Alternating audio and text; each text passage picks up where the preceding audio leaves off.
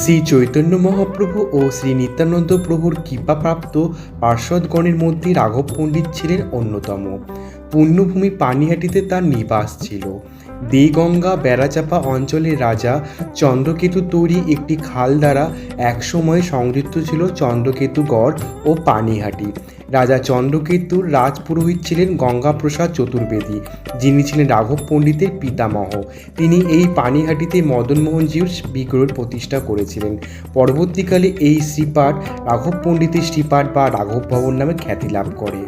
শুনো শুনো ভক্তগণ, শুনো মোর কথা, রাঘবের ঘরে আমি থাকি সর্বদা।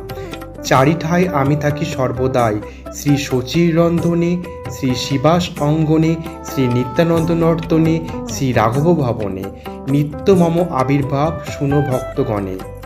পানিহাটি বৈষ্ণব সম্প্রদায়ের কাছে একটি অতি পবিত্র স্থান।